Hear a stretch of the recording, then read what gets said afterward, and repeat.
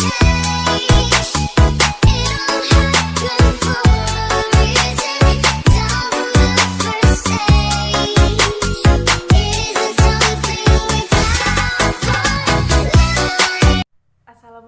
warahmatullahi wabarakatuh. Perkenalkan, kami dari kelompok terapi life review atau dalam bahasa Indonesianya yakni terapi telaah pengalaman hidup. Sebelum kami menjelaskan langkah-langkah bagaimana cara melakukan terapi life review, mungkin di sini teman-teman sekalian ada yang belum mengetahui apa yang dimaksud dengan terapi life review.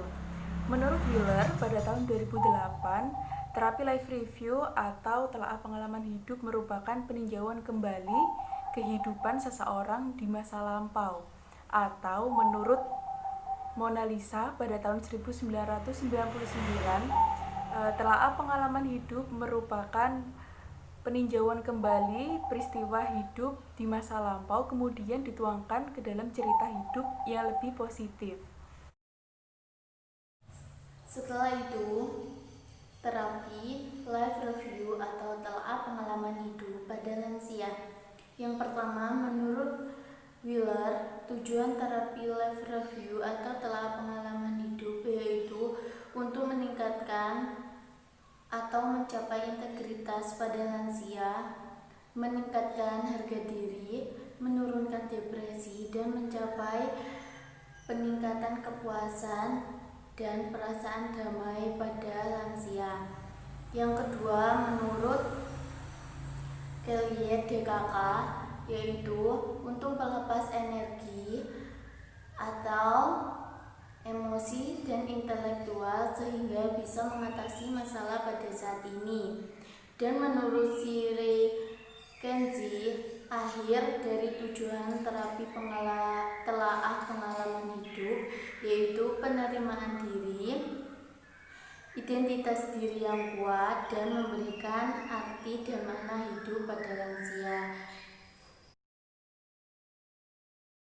Nah, baik teman-teman, untuk manfaat dari terapi life review ini yang pertama yaitu untuk penyampaian integritas pada lansia, kemudian meningkatkan harga diri pada lansia, menurunkan depresi, meningkatkan kepuasan hidup dan juga rasa damai, kemudian mengatasi masalah yang dihadapi saat ini.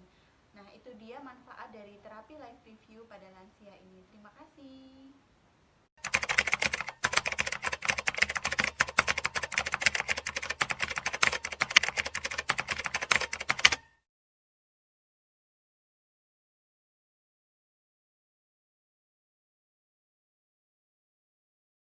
Assalamualaikum warahmatullahi wabarakatuh. Di sini saya akan memberikan terapi life review pada lansia.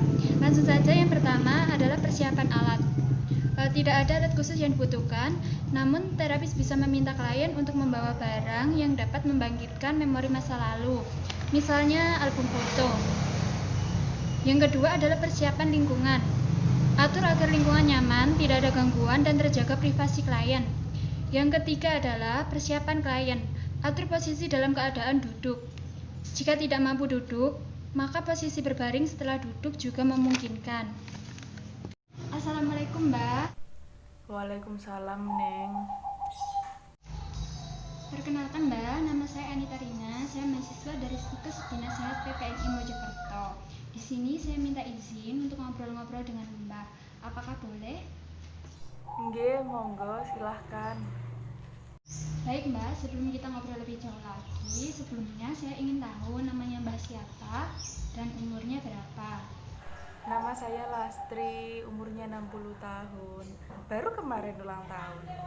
Ini saya minta waktunya sekitar 30-45 menit ya, untuk kita ngobrol-ngobrol, bercerita tentang kehidupannya Mbak. Apakah Mbak tidak keberatan untuk menceritakannya kepada saya? Boleh, Neng, dengan senang hati. Monggo. Sekarang saya ingin tahu bagaimana perasaannya Mbak saat ini. Gimana ya, Mbak? Kadang itu saya sedih, tapi kadang juga senang. Tapi lebih banyak saya merasa kesepian sih, Mbak. Kenapa, Mbak? Saya jauh, Mbak, dari anak cucu saya. Biasanya kalau anak saya kerja itu, saya bisa main sama cucu saya, titipin di sini. Tapi sekarang nggak bisa, kan saya kangen, Mbak. Sabar ya Mbak, bagaimana agar Mbak Mbak tidak sedih dan kesepian lagi kalau saya ajak untuk mengungkapkan semua perasaan Mbak, semua yang Mbak rasakan saat ini kepada saya. Sebelumnya, Mbak lebih nyaman kalau kita ngobrol pakai bahasa Indonesia atau bahasa Jawa?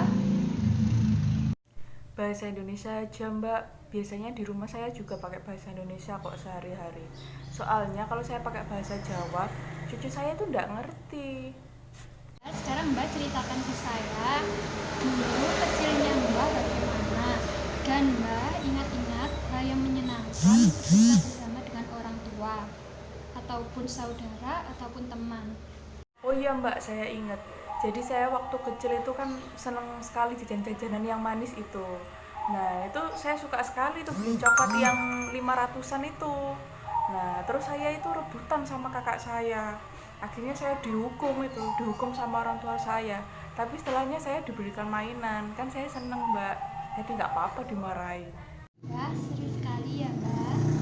Selanjutnya, sekarang Mbak ceritakan ke saya bagaimana masa remajanya Mbak yang paling menyenangkan. Saya ingin mendengarnya.